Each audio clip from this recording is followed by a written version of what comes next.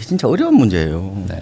근데 저는 이런 말씀을 드릴 거예요. 부일남 방송 듣고 집 사지 말고 그냥 동네 가서 동네 보고 판단해야 돼요. 왜냐하면 시장이 워낙에 분화되기 때문에 전국 방송 듣고 하면 판단이 안 씁니다.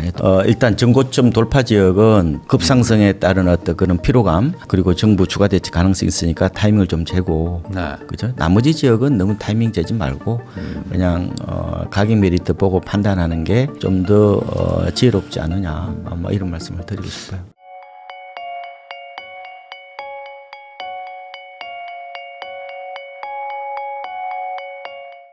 KB국민은행 부동산 수석 전문위원이시죠. 박원갑 박사님하고 이야기 나누고 있는데요. 그러면은 결국에 지금 얘기를 다 들어보면은 무주택자분 입장에서는 집을 안 사고 전세나 월세를 선택해서 뭐 2년을 더 산다라는 게 좋은 타이밍은 아닌 것 같다는 생각이 드는데 어떻게 보십니까? 지금 내 집 마련이나 뭐 갈아타기를 하려고 하는 분들한테는 좀 뭐 기다려 봐야 되는 건지 뭘 기준으로 좀 잡아야 될까요? 쉽지 않습니다, 이게 가격과 타이밍의 문제인데 저는 큰 축으로 보면은 결국은 주택 시장은 회복세에 있다 이렇게 보시면 되고 네. 안 오른 거 사면 되잖아요. 근데 그거를 권장해도 안 되시더라고요. 문제는 거기가 위치가 안 좋다는 게 문제죠. 네. 그래서 옛날에도 이런 말이 있어요. 산 좋고 물 좋고 정자 좋은 데는 없다고 얘기를 하는데 저는 이렇게 말씀을 좀 드리고 싶어. 정고점 돌파 지역은 좀 타이밍을 재야 돼요. 왜냐하면 네. 정부가 이것을 정조준해서 저는 대책이 좀 나올 수도 있다.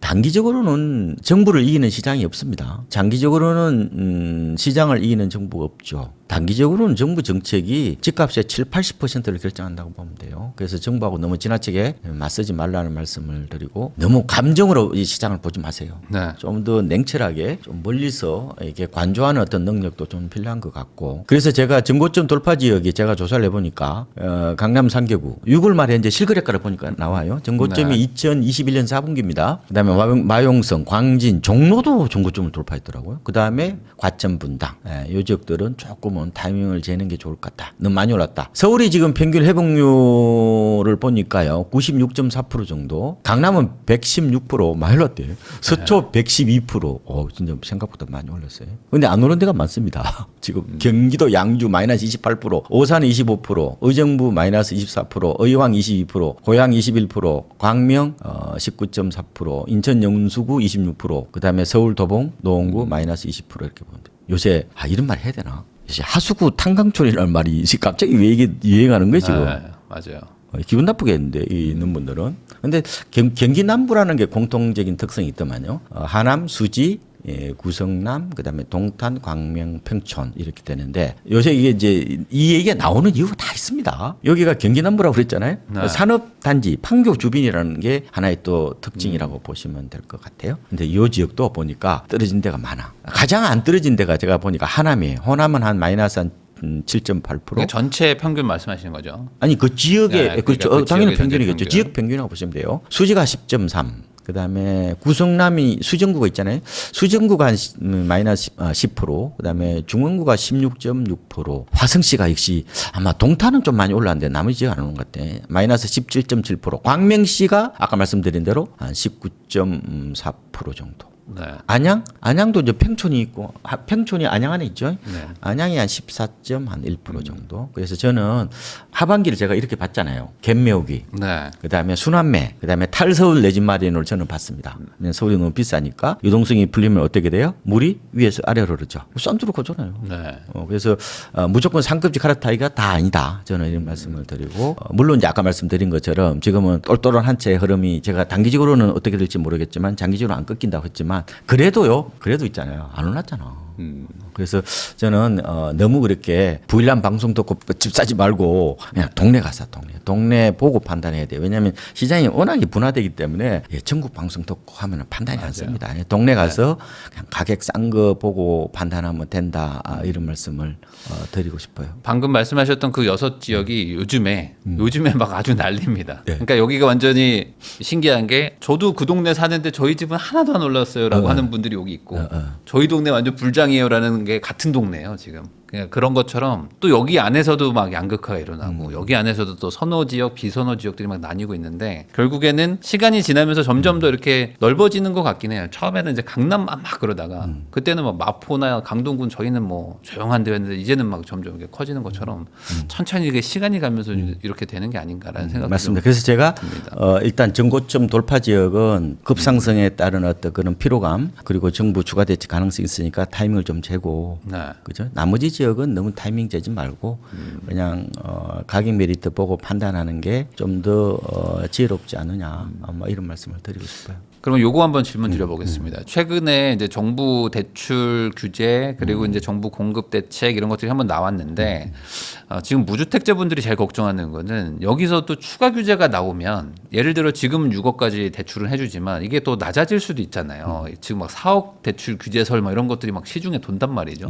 그러면 내가 지금 안 사고 기다렸다가 또 규제 나와서 못 사면 어떡하지? 막 옛날에도 막 그랬잖아요. 좀 돈 모으면 규제하고 돈 모으면 규제하고 했던 것들. 그러다 보니까 지금 좀 마음이 조급해 하시는 것 같아요. 무주택 실수요자들은 어떻게 해야 되는 거예요? 이게 진짜 어려운 문제예요. 네. 우리 아들 것도 지금 못 해주고 있는데 쉽지 않습니다 이게. 네. 근데 저는 이런 말씀을 드릴 거예요. 자, 제가 봤을 때 지금 보니까 정보들이요 하락과 상승 이게 뭐 엇갈린 신호들이 보내고 있잖아요. 그런데 정보가 너무 많아. 의사결정 쉽지 않습니다 이게 아시다시피. 그래서 제가 두 가지를 제가 말씀을 올릴게요. 첫 번째, 부동산을 꼭 사야 돼요. 집은 필수지만 저는 부동산은 필수가 아니라 선택적 자화라고 봅니다. 네. 집은 홈이죠. 부동산은 기본적으로 사고 파는 거예요. 그 수익을 내는 겁니다. 그러니까 집은 이른바 쉘터죠. 그러니까 자기의 삶의 안식처죠. 그런데 부동산은 에셋이나 뭐 프로퍼티에 더 가까운 거예요. 이거는 일종의 한마디로 돈 버는 거야. 그러면은 홈의 특징은요. 반드시 아파트여야 된다는 이유도 없어요. 오피스텔이 된 이유도 없어요. 홈은요. 이게 이제 옥탑방이 될 수도 있고 아니면 심지어요. 선박 같은데 작은 방도 홈이에요. 그러니까 홈의 그렇죠. 기능은 그런 거예요. 어디 살면 그게 그러니까 집이죠. 내가 중심을 잡아야 되는 거예요. 그리고 내가 잘하는 게 뭐냐 이걸 보고 판단해야 되는데 제가 부동산은 필수가 아니라고 그랬잖아요. 네. 그러면은 내가 주식이나 코인에서 돈을 더 잘 벌면은 굳이 뭐 부동산을 살 필요 있어요? 아니 뭐 그런 건 없죠. 그래서 사람마다 다르더라고 보니까. 네. 그래서 제가 이렇게 말씀드릴게. 내 자신을 한번 되돌아봐요. 최근에 3년 동안 나의 한번 투자 실적을 한번 봐봐요. 네. 저는 만약에 연한 5%에서 아마 7% 정도까지 그 정도만 된다면은 저는 굳이 부동산을 안 사도 된다고 봐요. 네. 복리법칙을 보면은 연 7%만 되면은 10년 안에 2배가 네. 되는 거죠. 그럼 좋아요. 근데 그렇지 않고 내가 한 3년 동안 수익률이 한 뭐 5% 안 된다. 그러면은 그만해. 그게 실력이야. 앞으로도 그렇게 될 가능성이 높아요. 이게 습관 안 바뀌거든요. 그러니까 왜 문제가 생기느냐? 일단은 트렌드 파악에 실패했든지 아니면 멘탈 게임, 감정 조절 능력에서 일단 문제가 생겼든지 아니면 기술적 분석에서 밀렸든지. 그러면은 일단은 그만해. 투자는 그만하라고. 금융 투자는 그만하고 집을 사요. 오히려 집을 사는 게 훨씬 더 나을 겁니다. 그러면 이제 됐죠. 방향성이 나오잖아요. 그러면 이제 또 두 갈래 길이에요. 그러면 기존 아파트를 살 거냐, 분양을 받을 거냐. 네. 그렇잖아요. 근데 이제 지금 분양 경쟁률이 너무 심해져 가지고 이 쉽지 않아요. 근데 아까 제가 말씀드린 공공 분양 쪽에 그러면 내가 뭐 신혼이라든지 아니면 신생아 특별 분양을 노릴 수 있다. 그러면은 일단은 청약 통장에 잘 이렇게 관수를 해야 되죠. 그다음 25만 원씩 계속 넣고 만약에 이것도 저것도 아니다. 그러면은 저는 집을 사야 될 것 같은데요. 그래서 제 아는 지인을 보면은 이게 갓집이 62점이야. 서울에 사는데. 네. 네. 지금 7년째 기다리고 있어. 62점. 그때 차라리 집 샀어야 되는데. 그러니까. 어정쩡하거든요, 지금은. 네. 가뜩이나 공급 물량이 없죠. 그리고 전부 다 지금 이 분양 이게 받으려고 전부 다 네. 불을 켜고 다 이게 지켜보고 있는데 이게 당첨 되겠어요? 이거 당첨되려면 기도 많이 해야 되는데. 자, 쉽지 않습니다. 어차피 선택이야. 선택은요 다 갖는 게 아니에요. 포기하는 거. 하나 빼고는 다 포기하는 거거든요. 그럼 어떤 게죠? 두 번째. 그래서 나오는 거예요. 어떻게 할 거냐. 이것저것 다 판단해야 될 거잖아요. 그러면은 내가 그러면 집을 꼭 사야 돼요? 다시 한번 되돌아가는 거예요. 네. 그러면은 결국은 간절함과 절박함이 있어야 돼요. 이게 가장 강력한 의사결정의 심리적 무기라고 보면 돼요. 내가 진짜 집을 꼭 사야 돼요? 그럼 누가 그러면 간절함과 절박함이 있겠어요? 그럼 결혼을 하셨을 거 아니에요? 그럼 뭐예요? 남편이에요? 아내예요? 아내분이 보통 훨씬 더 간절하죠. 그래 집사람 집 사자 그러면 사요. 그게 답이에요. 왜냐? 이게 너무 많이 생각을 하면은 이게 결국은 생각이 결국 산으로 올라가 버리거든요. 그래서 오히려 생각을 단순화해보는 것도 좋아요. 내가 집을 꼭 사야 되는지 그거에 대해서 이걸 뭐라고 그러냐면은 장자를 보면 나와요. 네. 그 뭐라고 하냐 심재라고 그래. 예, 마음을 굶기는 거예요. 마음을 굶겨봐요. 그러니까 이 얘기는 격가지를 잘라야 의사결정이 된다고요. 몸통을 빼고는 나머지는 다 가지치기를 하지 않으면은 의사결정을 못해요. 생각이 많으면은 이것저것 다 따지면 아무것도 못해. 그래서 제가 이 말씀을 드릴게요. 그러니까 중요한 거는 내가 잘하는 게 뭐냐. 네. 당신이 진짜 본질적인 경쟁력이 어디냐? 주식이냐, 코인이냐, 부동산이냐. 그럼 굳이 뭐 제가 금융자산 잘 굴리는데 왜 집을 사요? 쓸데없이 안 사도 돼요. 안 사도 되고 그 측면. 그리고 두 번째로는 지금 당신이 집을 못 샀다는 것은 앞으로 못 살 가능성이 굉장히 높습니다. 네. 왜? 결국은 깔딱고개를 못 넘어서 그런 거예요. 그렇죠. 의사결정 하려면 어떻게 돼요? 항상 뭐가 하나 요 걸려요. 약간 8부 정도 올라와요. 네. 여기까지. 집도 알아봅니다. 그다음에 뭐 대출도 알아봐요. 그래서 8부까지 가. 근데 요 깔딱고개를 못 넘어. 요걸 못 넘어. 대부분 못 넘습니다. 근데 이게 깔딱고개를 이게 이제 80에서 100으로 넘어가게 하는 이 깔딱고개 마지막 이게 20이 뭔지 알아요? 이게 아까 말씀드린 대로 간절함이에요. 간절함과 절박함. 그게 없어서 그래. 그래서 내가 지금 집을 못 샀다는 것은 지금도 고민하고 있다는 것은 앞으로도 고민할 가능성이 높고 그래서 문제는 생각에 문제가 있다. 되게 지금 좋은 얘기를 해주신 게 사실 꼭 부동산으로 돈을 벌어야 될 필요는 없거든요. 네. 예, 뭐 금이든 코인이든 주식이든. 근데 뭐든. 부일남 나와서 그런 얘기가 되는 거예요 지금? 아니요. 왜냐면은 저도 뭐 그거 같은 생각인데 알아요. 말씀하신 예, 것처럼 부동산이 그나마 사람들이 할만하니까 지금 이러고 있는 거지. 뭐 주식이나 코인 이런 걸로 돈 더 버시는 분들도 많잖아요. 근데 대다수의 분들은 이분법적으로 집을 살 거다 안 살 거다 이것만 생각하시는데 집 안 사고 다른 걸로 돈을 벌면 되죠. 근데 가장 안 좋은 거는 집으로도 돈을 안 버는데 다른 걸로도 돈 안 버는 분들. 현금만 가지고 있는 분들도 많잖아요. 쉽지 않습니다. 그게 제가 보면은 저도 뭐 주식도 하고 코인도 하지만 이게 변동성이 강한 자산에는 이게 지옥과 천당을 가는 경우가 많기 때문에 네. 심리적 안정을 찾기가 어려워요. 이게 하루에도 천당과 지옥을 가는데 기본적으로 수익은 변동성에서 나오기 때문에 변동성이 없으면 수익도 없어요. 주로 보면은 저는 제가 심리 쪽으로 관심이 많잖아요. 근데 보니까 요사이는 투자는 제가 봤을 때 결국은 감정지능의 문제 같아요.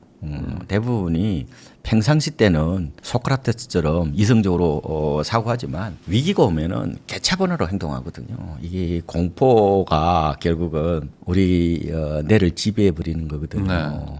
그래서 이렇게 생각하시면 돼. 단기적으로 저는 지난 4월에 그 관세 있었잖아요. 네. 트럼프. 그때 뭐 주식 막 폭락하고 했죠. 그때 어떻게 행동했는지를 내 자신을 한번 되돌아보라고요. 저는 안 되는 것 같아요.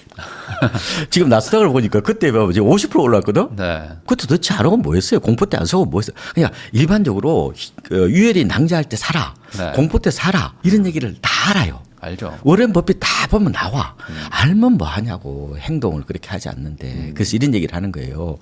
100톤의 생각보다 1g의 실천이 중요하다는 건데 만약에 똑같은 상황에 이렇게 놓였을 때 내가 근본적으로 이 아까 간절함과 절박함이라든지 이런 심리적 어떻게 보면은 이 방어 체계 혹은 이제 이걸 콘크리트 성이라고도 표현하거든요. 이 다 무너진단 말이에요 이게. 네.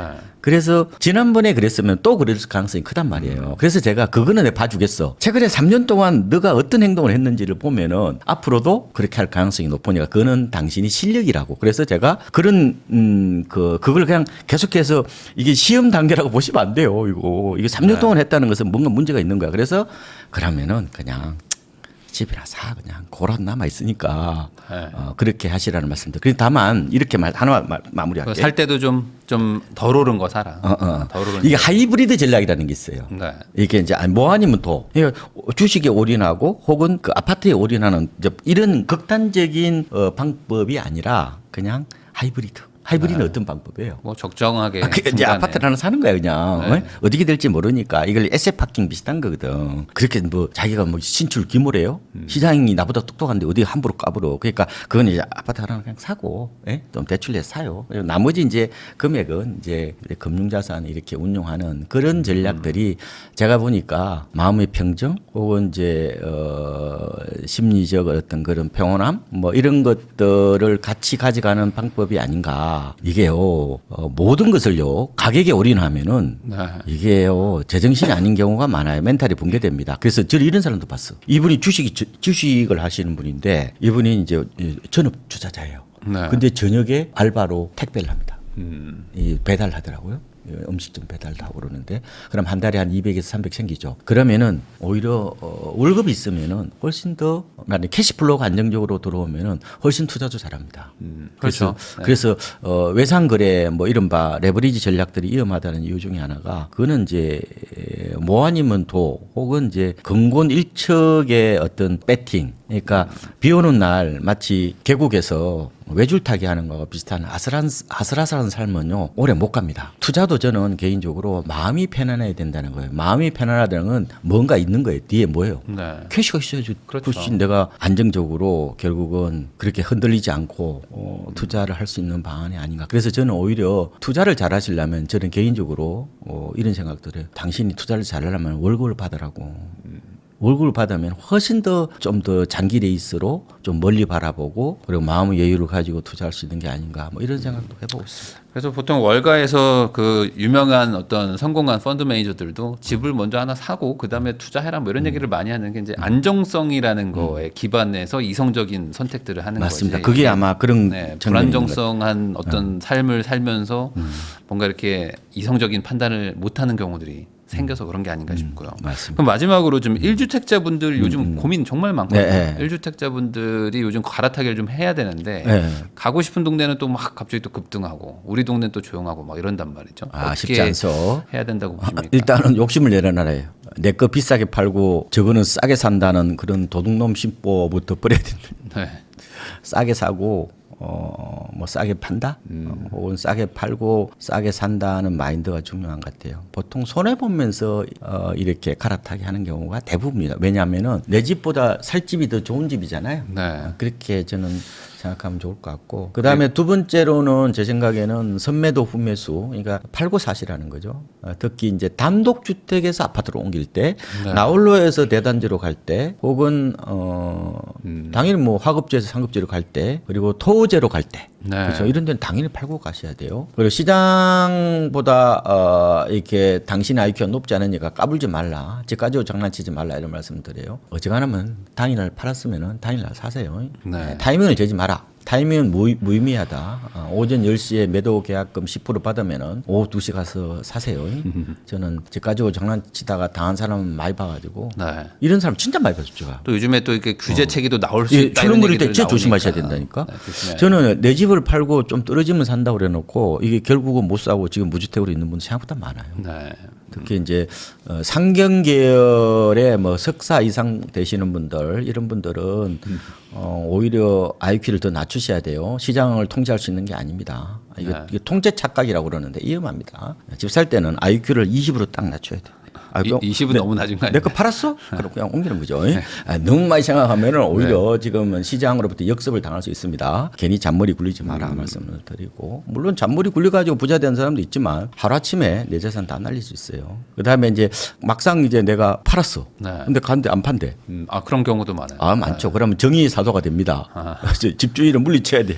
그럼 계약 안 해. 네. 그 위험할 수 있어요. 좋은데 뭐 감정대로 하는 거는 관계 없는데 문제는 후보 매물을 한 두세 개 정도 마련해 놔야 해요. 예, 계약 불발 시에 대응 전략도 있어야 되고 뭐 자신 없으면은 그냥 전세 놓고 전세 사는 것도 뭐 나쁘지 않다고 보는데 제가 마지막으로 꼭 어떻게 드리고 싶은 말씀은 지금은 대출 규제가 심해지잖아요. 그러면은 대출 여력을 꼭 확인해 보셔야 돼요. 네. 계약 전에 반드시 은행 창구를 들러서 대출 금액을 보고 판단하셔야 됩니다.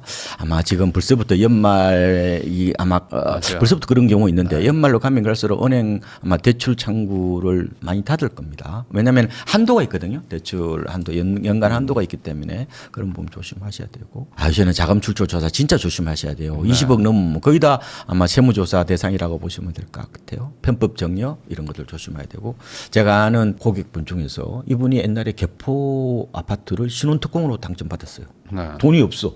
근데 그게 다 돈이 부모 돈이야. 네. 부모가 사업을 해. 네. 당연히 이게 출처를 따질 거 아니에요. 그래서 결국은 개포주공 그 아까운 특공을 포기했다고요. 여러분 간단한 문제가 아닙니다. 특히 고가주택, 마용성, 강남 이런 데 집 사실 때는 자금 어떤 그런 내역 이런 거에 대해서 단단히 아마 준비를 하시고 결정을 하셔야 된다. 뭐 이런 말씀 꼭 좀 드리겠습니다. 지금까지 박원갑 박사님 모시고 최근 부동산 시장에 대해서 다양한 이야기 한번 나눠봤는데요. 이 내용들 잘 참고하셔가지고 좋은 선택하시기를 바라면서 저도 박사님하고 인사 나누도록 하겠습니다. 오늘 나와주셔서 감사드립니다. 네, 고맙습니다.